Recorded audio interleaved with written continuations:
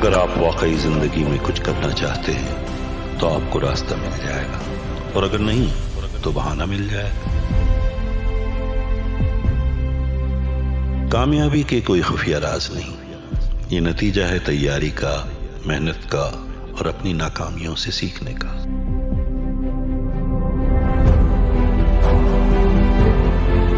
मैंने ये सीखा कि मैंने जब भी मेहनत की, किस्मत मेरे करीब तर आती चली गई। एक कामयाब जंगजू एक औसत दर्जे का आम आदमी होता है जो लेजर की तरह मरकूज सोच रखता है।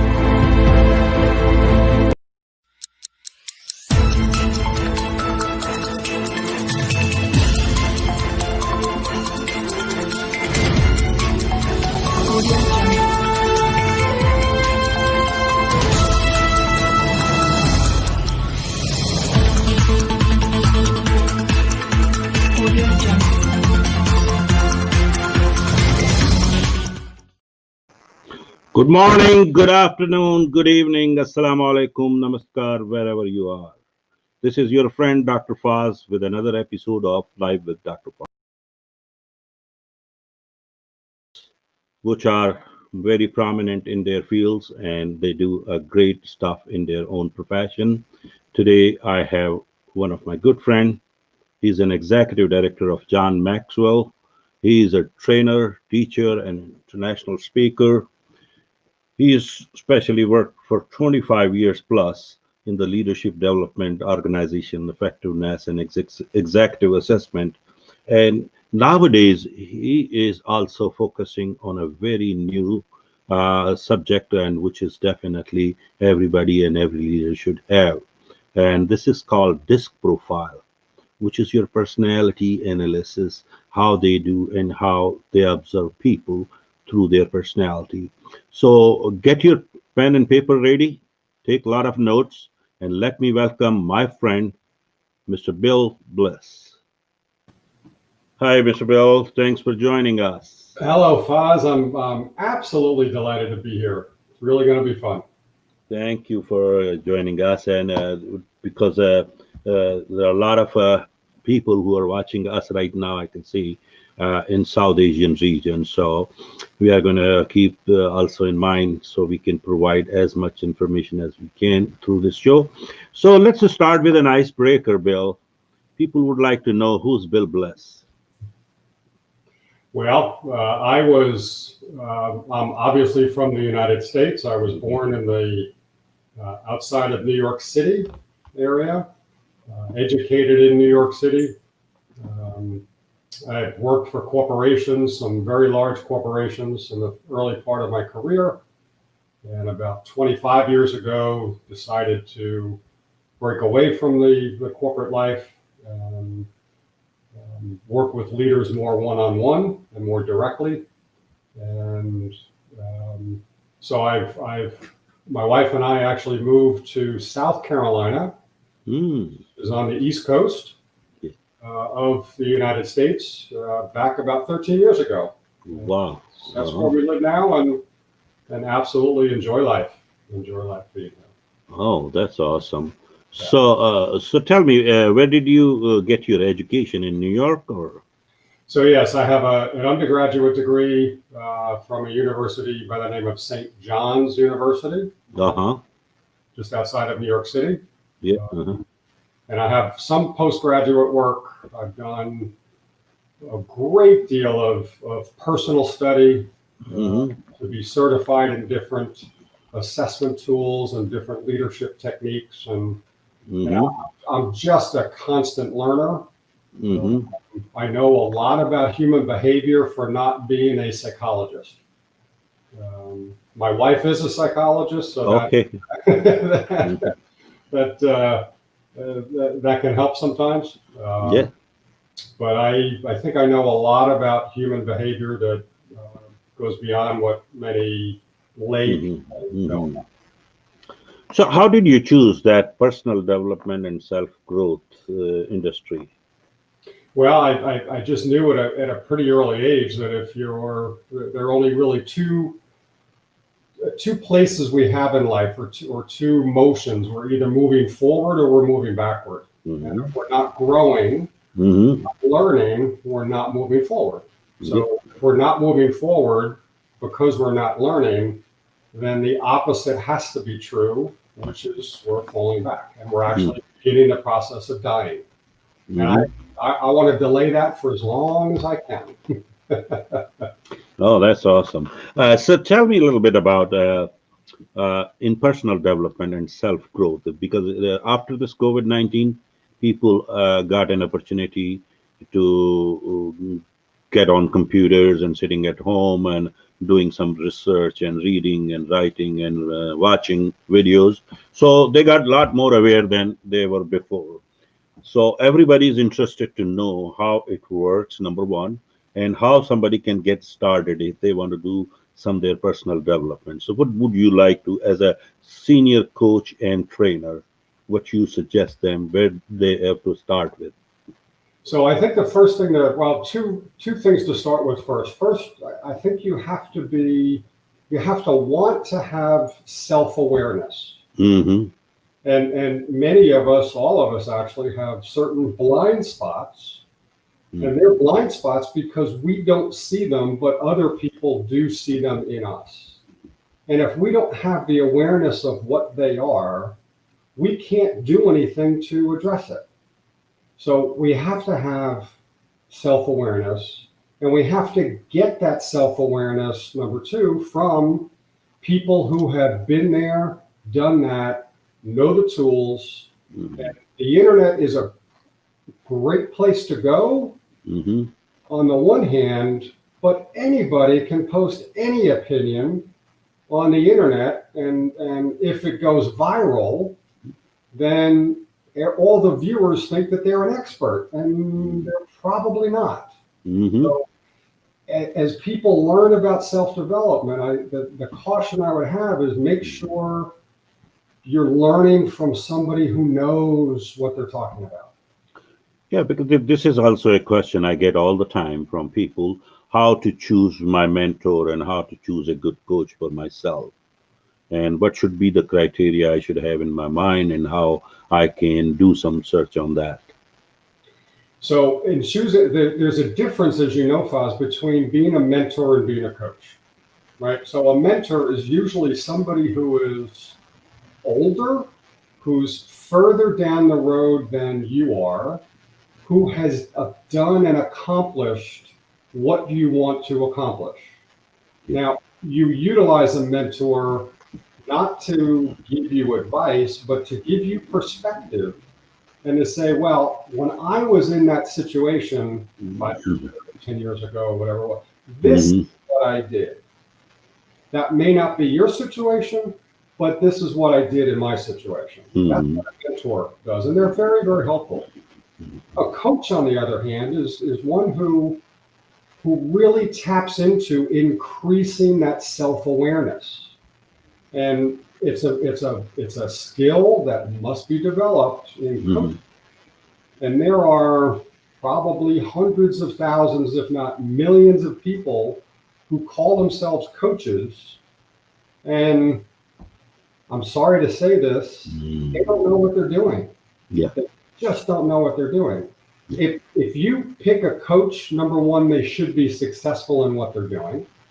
Number two, they should be working with people that are successful and are doing things that you want to do. And the coach should not have an agenda. Coach should not steer you in a certain direction. What a great coach does is simply ask you questions. Okay. And uses questions as a catalyst for you to increase your self-awareness. Awesome. Yeah, because mostly this is the most common terminology which was misled and misrepresented in last few years, especially everybody who's even they claim that they are in the same industry, but they don't know what the coaching is all about. And people get confused and nervous. I mean, and that's why. But you already explained that. What's the difference between a mentor and a coach? But I mean, there is another question. people ask me from mentor and counselor how you can differentiate among both. Sure. So a counselor is somebody who looks at behavior that you have that behavior was generally caused Mm-hmm. by some event that happened to you in the past.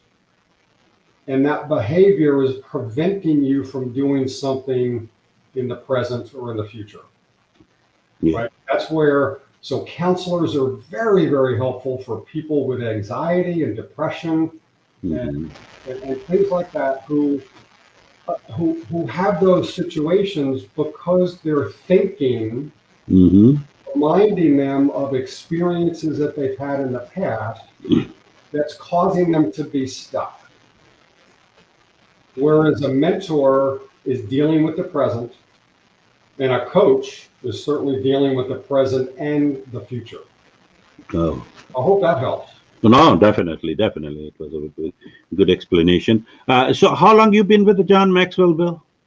I was in the very first class, and back in August of 2011, so Wow. 9 years plus. Mm-hmm. Mm-hmm. Yeah. Yeah. So, tell me about that journey.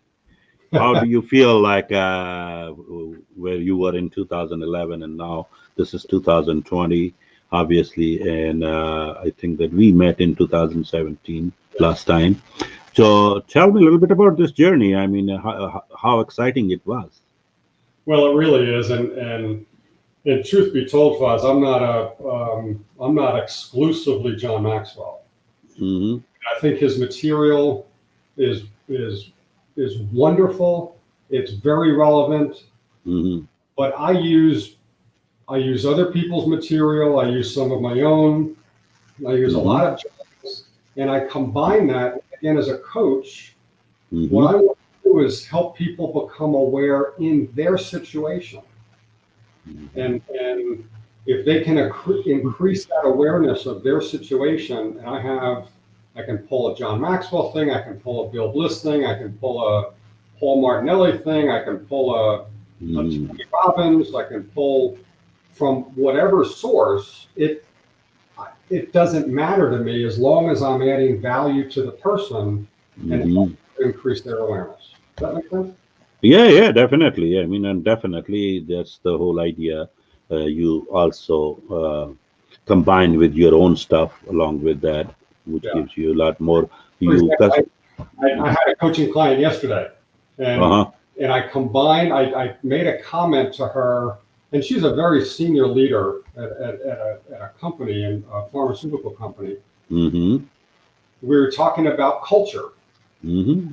and I said to her, I said, leaders establish the culture, but the culture that exists is what the leader tolerates. Yep.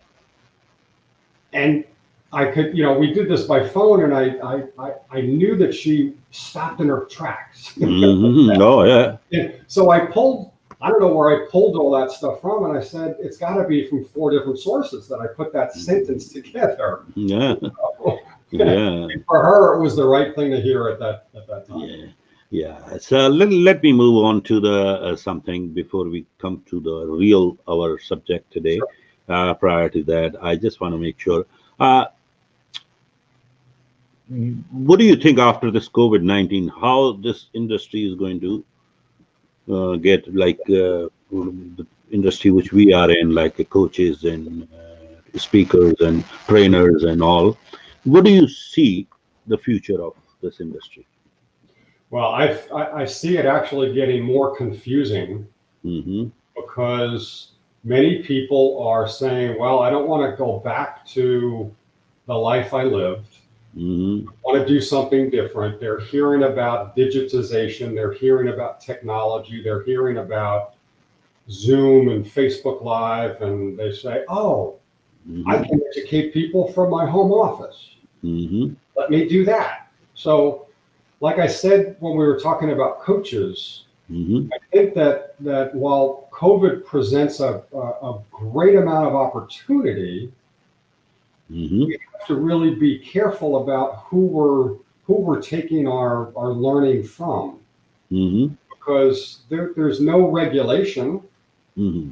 I'm certified, you're certified, and both of us know Yeah. that the certification we have is better than any other certification that's out there Yeah. in terms of what we did to get here, right? Hmm. We know that. But because this industry is not regulated, Hmm. we don't know where people are coming from. We don't know their agenda. Yeah. Yeah, it's true.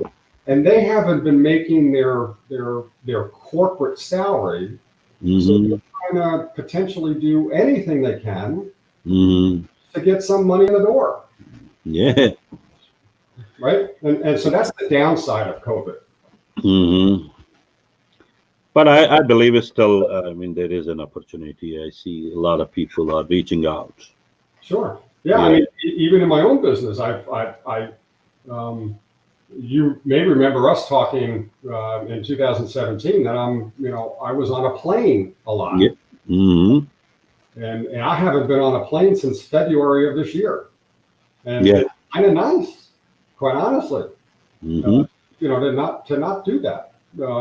But what I've done is I've delivered much of my content online, and Yeah. I've recorded it, and it's available to people, Hmm. and they can get learning from that way. But it's solid learning, Hmm. right? It's based on Absolutely. you Yeah. know 25 years plus, Hmm. all the gray hair, a lot of plus on that of experiences in leadership with very senior leaders around the world. Hmm. Yeah. I mean, I was asked in my one of my interview on live on Facebook and YouTube. So they asked me, what one thing you are missing right now? I said, I didn't see the airport since March. That's the only thing I miss because I was traveling all the time too. You know that. So we were just working. But anyhow, so it's a new way to work now with the virtual setups. And I didn't have any technical know-how that much. Still, I don't. So, but I learned a little bit. But it's not. Yeah, it's not easy for us to do virtually versus in person. But again, we are getting used to of that. I have a question from one of another very renowned trainer coach from Canada. He's asking us. So let's see. He is asking us that does COVID has given us new perspective or pushed us to the pivot only? What do you say? Yeah, I think it has to give us a new perspective Hmm. and Hmm. allow us to pivot as well. Because if we learn a new perspective and we don't do anything with it, Hmm. point of learning the new perspective. Hmm. So I think it's a yes and question, not an either or. If that makes sense. Sure. I have another question. And this guy, gentleman, is a very renowned writer, author, and activist from Pakistan. And the question is world class coaches are too costly for poor people of third world. They cannot afford them. So, what is the alternate help resources are? Yeah, I think personally, I think if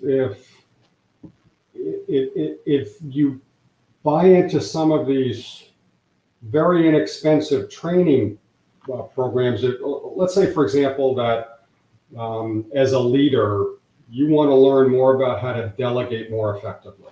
Hmm. Well, if here's a $30 course on teaching you the basics and even more the basics of delegating and gives you some practical tips on that you can go apply, then you can, that's the level that you can gain value at right now. Hmm. And then as you continue to get better and grow, you can maybe afford more, but you'll start somewhere. Don't, you know, Hmm. one of our mentors, Faz, Paul Martinelli, would say, Hmm. don't be stuck in being poor.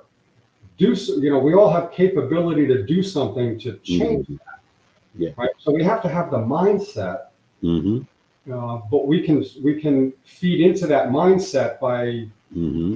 accessing what we can afford. And will it be a sacrifice? Sure, Absolutely Yes. will be a Yeah. sacrifice. Mhm. But as John Maxwell says, the law of sacrifice, you have to give up to go up, Go up, of course. right? Yeah. No, and I can also enhance this, further this answer that Mr. Mullah, who's from Pakistan, and I know him. He's a very he's a teacher. He's an artist. He is an author. On he's a journalist too. So, Mr. Mullah, actually, we are trying to reach out through this virtual. Obviously, we can't come personally in person there, but still, we are trying to provide as much as we can from virtual on virtual platforms, and you can join our calls and you can learn from there too. And in case if you need any one-on-one personally any session, I will be more than happy to provide you. And because I speak different languages, and same thing, you can reach out. Listen, we all are here to help. That's We right. want to add value to each and every person around the globe. So there is no bias there. So if you need, feel free to reach out. So let's move on to the next subject. Tell me about communication, Bill. What you say? Uh, we don't have enough time to talk about communication. But what I can say is that communication, when done exceptionally well, leads to such high levels of productivity and result that there's nothing like it. But it's hard to get to that point that the communication is effective. Let's make this simple, Faz. Hmm. Communication really falls down to three components. Okay. Only three. They are the message. Hmm. Number one. Number two is the sender of the message. Hmm. Number three is what? The receiver Yep. of the Hmm. message. So as the sender, we need to formulate a message that's clear and concise and compelling. Hmm. As the sender, we need to frame that message in a way that our audience, the receiver, will hear it best. Hmm. We can't use a one size fits all because Hmm. we're human beings, we're different. Yeah. Uh-huh. Some people read better, some people listen better, some people want to do and want Better. to Yeah. experience it. Yeah. We Hmm. have to be able to tailor the delivery of our message to our audience. Hmm. Otherwise, there's miscommunication, there's misunderstanding. Hmm. And here's another thing about communication is that there's only roughly 10% of how we evaluate somebody's message is based on the words they use. Yes. 45% is based on the tone of our voice, whether I am monotone or whether I sound excited and Yeah. passionate about it. The last 45% is based on our body language and our facial expression. Are we using our hands? Are we alive? Hmm.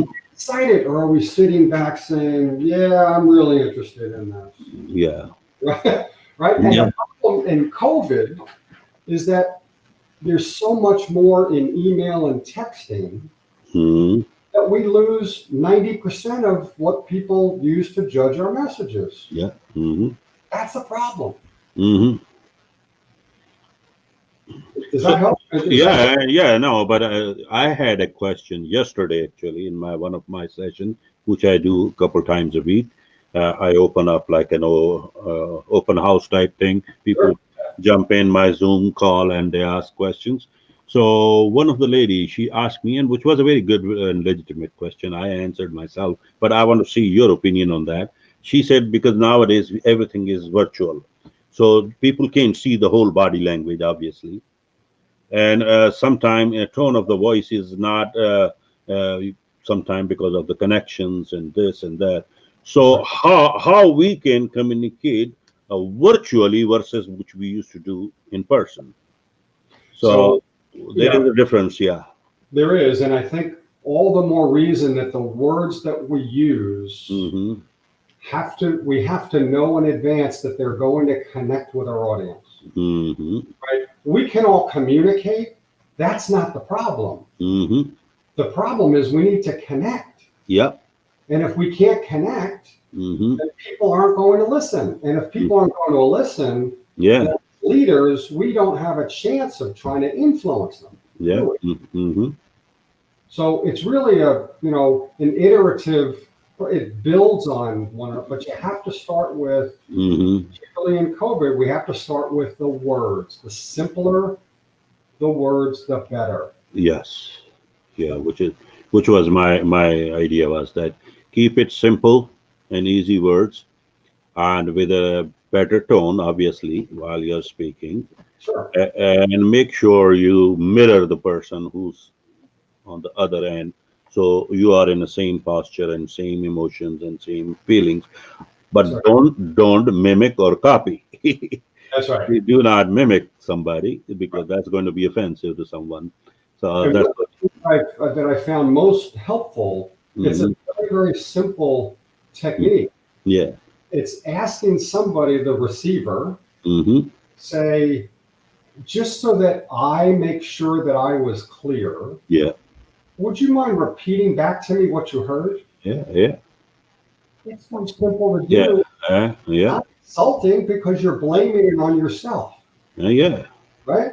Yeah. Absolutely. That's how they get clear, and you get clear from through your message. So let's move on to our major information which I needed from you, and it's called DISC. DISC. Yes. What is DISC?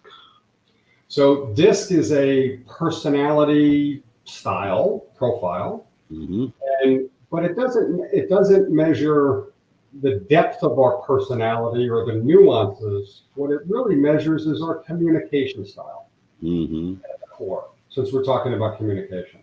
Mm-hmm. And each of those four letters, D, I, S, and C, Mm-hmm. stand for four different styles. Mm-hmm. D stands for dominance. And these are the people who are fast acting, they're decisive, they want to be in charge. As a matter of fact, in pre-COVID, if you invited one of your colleagues to go out to lunch and Mm-hmm. they wanted to, and you said, let's use your car, they would want to drive.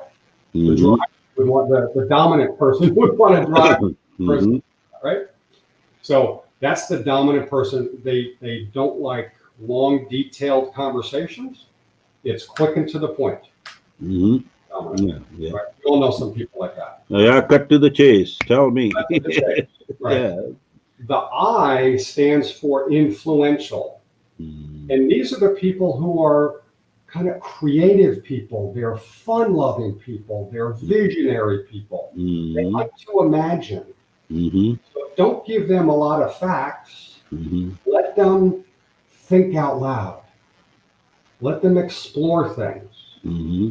And they are most concerned about who else is going to be part of this, Mm-hmm. right? Yeah. The S stands for steady. Mm-hmm. These are people who are uh, very conscientious, Mm-hmm. like process. They don't like change. Mm-hmm. They like things the way they are, so they're kind of status quo people. Okay. If you want to introduce a change to them, Mm-hmm. you really have to let them know how it will benefit them Mm-hmm. before you ask them for their commitment to it. Okay. And the fourth one, the C, are the Mm-hmm. conscientious people. These are critical people. These are people who like data. Okay. And they love the facts. So you can't give them enough facts. You can't give them enough data. But Mm-hmm. they don't like conflict either. And they don't like to make decisions on the spot. They want to take time, Mm-hmm. look at the data, and Mm-hmm. validate it for themselves Mm-hmm. before they have to decide whether or not they agree with it. Mm-hmm. Right? So Yeah. that's Yeah. a Yeah. Yeah. Well, So let's say that yeah. somebody who's the data-driven person, Yeah. Mm-hmm. is conscientious, who loves data, Mm-hmm. has a meeting with the driver. Mm-hmm. And they start the meeting with presenting all of these facts, 25 different facts Mm-hmm. about why they want to take a certain direction. Mm-hmm. What do you think the driver's going to do? How long is the driver going to be interested? Yeah. About 5 seconds. Yeah. Yeah. Yeah. It is true. So the way that you know your audience Yeah. has to determine how you change Hmm. your own preference to Hmm. communicate with your audience. Okay. That's the So, growth. yeah, no, that's a very good explanation. But like you said, the conscious people, they are more curious. They want to know everything before they make their decision. In other words, I can say like they are more confused too. Correct? Well, they're more confused in the beginning until they get the facts, until they Uh-huh. get the data to back it up. Okay. Yeah, Uh, so just a typical example, like in our society, we have a lot of different professionals around us, and we deal with them on a daily basis. So tell me, like a one profession more like you see in that category, another profession is in that. So give me a couple examples so people can understand that. sure. So the the researchers, the scientists, the programmers, Hmm. those are typically the conscientious, the analytical type. Okay. All right. The steady people are typically the ones in service businesses, Hmm. customer service, or human resources, Hmm. or the medical field, Hmm. nurses in particular. Hmm. The I's are usually salespeople who are selling a concept, Okay. not a product. Hmm. Okay, so they're selling a solution, Hmm. not a product. The I's are also the creative, the imaginative, the Hmm. advertising people who like the creative slogans and things Hmm. like that. And the D are not every leader is a D. As a matter of fact, there's only 3 or 4% of the people in the world Hmm. who test out as a strong D. Hmm. So don't think that a leader equals somebody who's the dominant or driver personality, because that's Hmm. not true. There are many I's, there are many S's, Yeah. as leaders. But do you think entrepreneurs they are more doer there rather than because they are entrepreneur? I'm not talking business owner. I'm talking about entrepreneurs because that's the only reason they make decisions so quick. Yeah, but I know a lot of entrepreneurs who don't make decisions so quick. I mean, they have skinny kids too.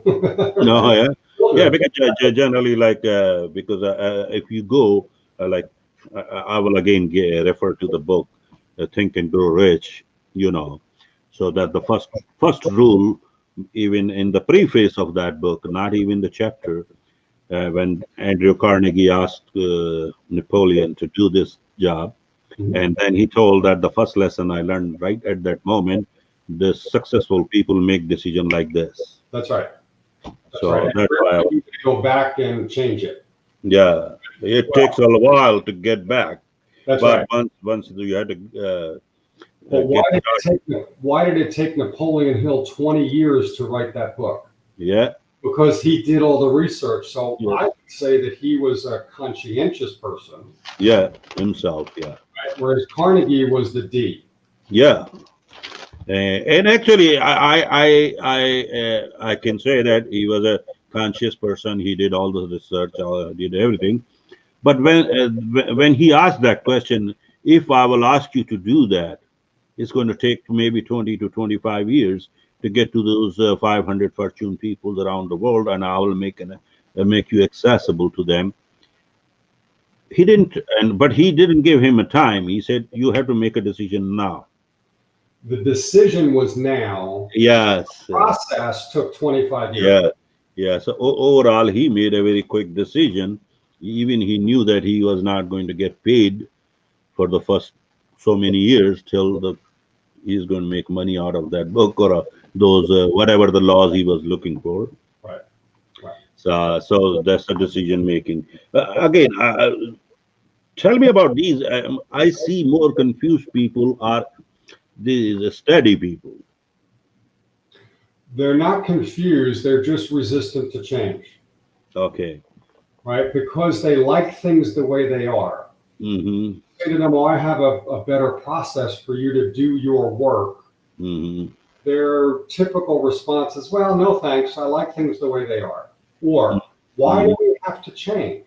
Or, Mm-hmm. we tried that 10 years ago and it didn't work then. Okay. Those are the responses that you'll get from the S's. And the S's, by the way, represent probably 65 or 70% of the population. Mm-hmm. So when in doubt, Mm-hmm. you're probably dealing with an S. Yeah. Yeah, because I feel also this way, Bill, and I just want your opinion that the steady or S type people, uh, I see more like a positional leader, like according to John, when they have a 5 levels. That's right. So most of these positional leaders, they are more steady because they don't want to make quick Yeah, decisions. Yeah, and yeah, they have me kind of people. that's right. Yeah, my way or highway kind of thing. Well, yeah, but not in an arrogant way, because S people generally aren't arrogant, Uh-huh. right? But they will say, I don't see any reason to change. So Yes. continue to follow what we've done for years because Hmm. it's given us a predictable outcome. Uh-huh. Yes. So definitely. So yeah, this disc, the whole process. Uh, who is the more beneficial for this thing, like for the corporate people or in a common person in his own life, as a seller, as a buyer? How you can explain this? Why Yes. it's important? Yeah, The answer is yes to everybody. everybody. Because, Okay. and here's why, we all communicate. Yes. And to know how other people receive us or Mm-hmm. how we can best connect with them, Mm-hmm. it doesn't matter if you're a mother with small children. It Mm-hmm. doesn't matter if you're selling a piece of software. It doesn't matter if you're a researcher. It Mm-hmm. doesn't matter if you're an entrepreneur. Mm-hmm. Still communicating with other people to convince them of something, Yeah. Mm-hmm. to do something or to do nothing. Mm-hmm. Yeah. It happens with communication. So yeah, no, that's why people so they can understand what we are talking about disc and okay. All right. So now let's move on to the next subject, which Okay. is also part of our industry, public speaking. Okay. So tell me about public speaking. Well, if because everybody wants to be a public speaker, and especially motivational speaker, most of them. Yeah. So how they can get started if they want to become a public speaker? Well, so what I would say is take any topic. It Hmm. doesn't matter. You can talk about a cooking recipe. You can talk about Hmm. sports. You can talk about disc. You can Hmm. talk anything that you are or can become an expert on. And Hmm. start with a 10-minute talk Hmm. on that. Memorize the talk. And the best speakers in the world can talk about one or more topics in either 3 minutes, 30 minutes, 3 hours, or 3 days. Hmm. It doesn't matter to them because they have that preparation. But Hmm. for new speakers, Hmm. start with that 3 minutes or 10 minutes. Hmm. Get really good at that and then get in front of people. That it can be your kids in Hmm. front of, it doesn't matter. Yeah. Somehow people get nervous Hmm. when they know other people are watching or listening. Hmm. We have to get rid of that nervousness. Yeah. Make sense? Yeah. Yeah. Absolutely. The I, only I way. remember the first time I gave a major speech Hmm. was when I was in my mid 20s. Hmm. And I gave a speech to if you're familiar with an organization called the Conference Board, Oh yeah. Yeah. Yeah. right? And so I was invited to speak before 400 senior marketing and sales and HR people Hmm. about a topic I knew pretty well, which was sales compensation Hmm. at the time. And technology was really old. Yeah. So um, I had a slide deck prepared, but it wasn't PowerPoint. It was on 35 millimeter slides on Mm, a projector that was coming from the back of the room. Well, we mhm, didn't have a remote that wasn't, the remote that I had was wired mm. to the back of the room. Yeah. Also gave me the opportunity to either stand behind a podium Mhm, or to wear a microphone on my lapel. mhm. I had to move around a little bit, so I said, well, give me the microphone. Yeah. It had a wire. So you know where this is going, right? Yeah. There were two wires. Mhm. And in about the first 30 seconds, speaking to these 400 people, Mm. I got the wires tangled up around my feet. Yeah. I can see that. I can see that. I can see It that. was terrible. And I Yeah. said, excuse me, and I untangled them and I went on with my talk, and they didn't invite me back. Let's just Yeah, I know. Yeah, those were the days. well, it matter, we have, sometimes we win, sometimes we learn. Oh, absolutely. I learned a lot and I got Yeah, better and I yeah, got yeah, better. yeah, yeah. And that's how we learned all. And obviously, I tell my people, like, when they ask me a question, I tell them, I said, listen, every master was a disaster in the beginning, so don't worry about that. That's right. So every good speaker was a worst speaker when he started. So don't worry about it. Just keep doing. That's right. Keep doing. Eh, Yeah, and just take the stage time, stage time, stage time. It's going to make you better. About Don't- talk about one topic. yes, Master that topic. yeah, exactly. You have to have your niche. Right. You have to find your niche first because what you're going to speak. I get these questions all the time. Oh, I want to become a public speaker, and like a couple days ago, somebody referred me somebody who's from Toastmaster Club, and he called me a couple times. Sir, can you give me 20 minutes? I said okay. So I got on a Zoom call. We set up an appointment, and I said, okay, well, tell me how can I add value to you? And he said, I want to become a public speaker. I said, what you are going to talk about? He said, anything. I said, no, that's not anything. That's right. So I said, tell me about rocket science. How much do you know about that? Or marine science, tell me. Hey, Good. Good. it's my subject, come on. You Good. can't talk about anything. I said, no, you can't. I said, tell me about South Asia. Tell me about Middle East. What do you know? Nothing. So don't claim that I'm going to speak about everything. Right. Pick That's the subject which you like. And then he realized, I said, if you're from health industry, pick your subject hmm hmm and just start doing a little bit search on that and learn more and then start speaking about that subject. right. And then you become an authority. That's right. That's how you are going to become. Otherwise, who's going to pay you? I said, it's not a Toastmaster club, which is 7 minute speech. Nobody's going to pay for 7 minutes. So forget it. That's right. But Yes. build in there too. So the other thing about being a speaker is Yeah. we all have stories. Hmm. We all have experiences that are unique to us. Like my story that I just told about my first speech. Yeah. Right?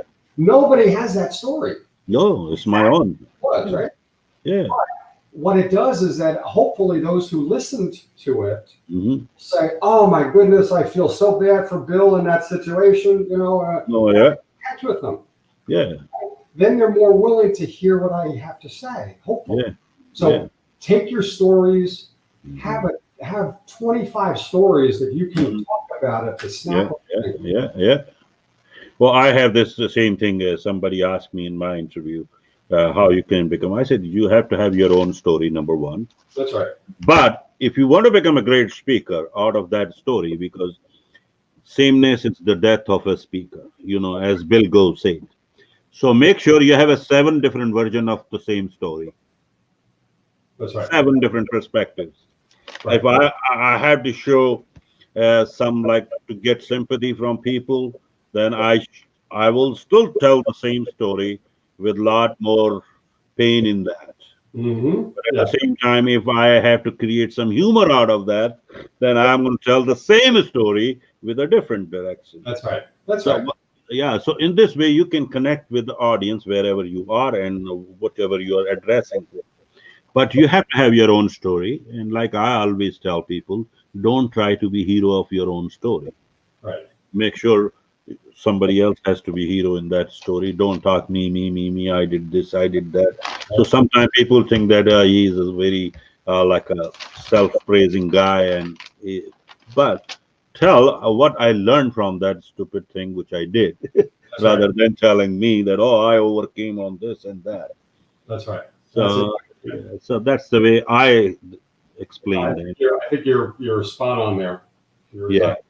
So yeah, so let's move on to the next we have uh, how people they want to become like a speaker or coach or trainer. These are three things people know more.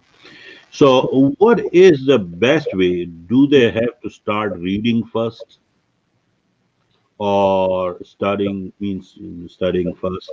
And how they can get started? Let's do this simple answer on that. I think the way to get started is to really connect with what excites you. Hmm. Is it speaking in front of people, or do you get really nervous about that? When you have the thought of Hmm. speaking in front of people, do you get really nervous? Okay, that's good. That's good awareness. Hmm. If you want to be a teacher, Hmm. can you become the master Hmm. of a subject, Hmm. connect with people in a way that they can learn what you know? Hmm. That excites you. Hmm.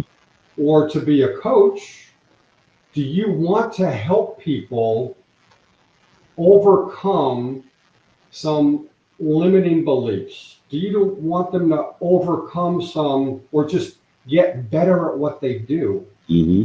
So, there's a famous story about the power of coaching, Hmm. and in this story, there were 7 or 8 downhill ski instructors who Hmm. came off the slopes, changed Hmm. out of their snow um, clothing, and put on a pair of tennis shorts and a white shirt. They held a tennis racket, and they were to Hmm. go to students learning how to play tennis and to Hmm. coach. They knew nothing about tennis, but what they did is that they asked questions. Hmm. Where do you want the serve to go? Hmm. What happened that the ball landed there and not here? What Hmm. do you think created that? And it No. was just the asking of those questions, that's the power of coaching. So if that's something that excites you, Hmm. pick one. Yeah. Pick speaking, pick teaching, or pick coaching. Yeah. Don't pick all three. Yeah. Pick one. Get good at that. Hmm. Confirm that that's still your passion. Yeah. Hmm. If it's not, then switch. Yeah. Does that help? I hope that helps. No, no, definitely. Yeah. So tell me about how much time you spend on reading. Oh, um, um, I, I'll read 15 or 20 books a year. Wow. Yep. Yeah. Yep. You're almost like yeah, you're reading consistently and every day. Yeah. Yeah. Yep. Yeah. So So it yeah, might yeah, be yeah. it might be a half an hour every day. It might be 2 hours every day. It depends Yeah, yeah, yeah. So, would you be kind enough to suggest a couple books for our viewers, which you think everybody should read? on what topic. Any self-development, personal growth books, which you like, or which you feel like these are the best books that change you, or so. All right. Well, Mm-hmm. let's see. If it's on personal growth and development, um, um, what's his name? Michael or Robert Caldini. Oh yeah, yeah. Robert It's a Calvin. book on influence Yeah, yeah, yeah, that is very, very good. It's very, yeah. very. Robert Calvin. Yeah. Mm-hmm. Um, if you are in any kind of a team-oriented organization, Mm-hmm. Patrick Lencioni, The Five Dysfunctions of a Team. Okay, five dysfunctions. Okay. Very short book, and it's actually a fable, a story, but it Mm-hmm. illustrates a great deal. Mm-hmm. that's applicable to anybody in any kind of organization. Okay. Okay. Yeah. If it's leadership, you and I have to go to John Maxwell, right? Yes. Yes. And the 21 irrefutable laws of leadership is probably a Bible. Yeah. If it's personal growth, the 15 laws of personal growth, Yeah. growth by John, or developing the leader within you to Within you. grow. Those are good personal. The last two are good personal Yeah. kind of books. No, awesome. Yeah, these are the books because I just finished with all my Pakistani friends who are watching right now. We just finished the mastermind with everyone communicates to connect. Yeah, And prior to that, we did also 15 invaluable laws of growth with good, them. good. And we did also developing leaders within you. Yeah, good, good. Yeah, And I yeah, have to give you new ones, right? yeah, I have to give you new books. yeah. So these are the same books pretty much we did. And I had an opportunity in 2018 when Robert Caldini was in our IMC to learn on that directly with him in a what's called our session like a day before the Yeah, IMC. yes, yeah. And Yes. another for personal growth and development is certainly Think and Grow Rich. Oh, definitely. I already did that. And I think that that book was the first book I started when the COVID started and I had nothing to do at home. So I started virtually teaching that. So Good. it worked very well. What about As a Man Thinketh? Oh, yeah. I mean, I love that book, As a Yep. Man Thinketh and Science of Getting Rich, both Yes. of these. But hopefully, I'm going to start later on that because I'm now a little bit overbooked for those people. So let me see if I start. You see a bookcase behind me, Yeah, yeah, and that's just. I mean, I have bookcases outside my office that same must thing. have hundreds and hundreds of books in Me them. too. Yeah, I have over My 1,000. closet over here, that because I'm running out of bookcase room. Yeah. Oh no, that's what I'm thinking now. I have to start building like the whole thing because my books are all over. Yeah, Wherever it goes, I have all kind of books because my background was in medicine, so I have still medical books there. Then yeah, I did my master's in business. Those books are still I do as a referral if I had to see something. And at top of that, this our self growth and personal development. So I'm a big reader. I love it. good. So yeah. So how people can reach you? So you can reach me probably most easily on my email address, Yes. which Hmm. is wbliss Hmm. at blissassociates.com. Hmm. Hmm. You could reach me on Facebook as well. Hmm. I think it's facebook.com/Bill Bliss, maybe the number one. Hmm. But the email is probably best. That's way, yeah. Yeah. So I have your email address right on our this uh, where I have your profiles. People can see right there. So viewers, there is an email address at the end of that whole description of Mr. Bliss. So if you would like to reach out to him, feel free. And so if you have your questions or something you need help in, especially in reference to DISC, because he's one of the best expert out for teaching and training you for the DISC.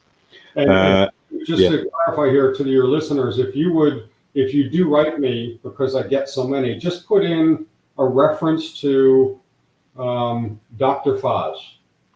That's all you thank, need to do. Put that in the subject line somewhere, and I'll get it, and I'll open it, and I'll respond immediately. thank you. Yeah, so you can just yes, put my name in reference so he can recognize where you're coming from. Yeah. So, Bill, with this, we are at the top of the hour. Thank you very much for your this precious time Good. with us. And before we leave, would you like to give a message? Would I like to leave a message? Well, let me leave you the message that I started with, which Hmm. is um, be on a journey of growth. Because if that journey is not active and forever moving forward, you've begun your journey backward. It doesn't matter what you learn, Mhm. just keep learning.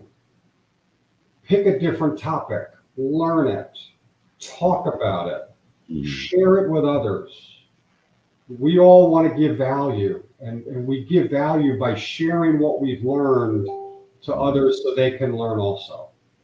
So I encourage growth. I encourage continual growth, and remember that it's a journey, it's Mhm. not a destination. Yes, awesome. So thank you, viewers, for joining us today. And I believe you like this show and you already learned a lot from Mr. Bliss. And we will be back with an other guest very soon. And just stay in touch and stay tuning. And if you have any question, reach out to me. You all know my Facebook Messenger and all the email addresses and everything is on that. So feel free to reach out if you have any question, or even if you would like to hear some new guest which you like. Send me the name, so I will reach out to them and bring on my show. Or tell them you want to have me back. Absolutely, we are going to have another show, Bill. That's definite. Yeah, we are going to have another show definitely pretty soon. So with that, I'm going to sign out right now and stay blessed. Keep yourself healthy and safe, and keep your social distancing and be careful. Have a great day. Thank you very much. Amen to that. Thank you. Yeah, you stay there.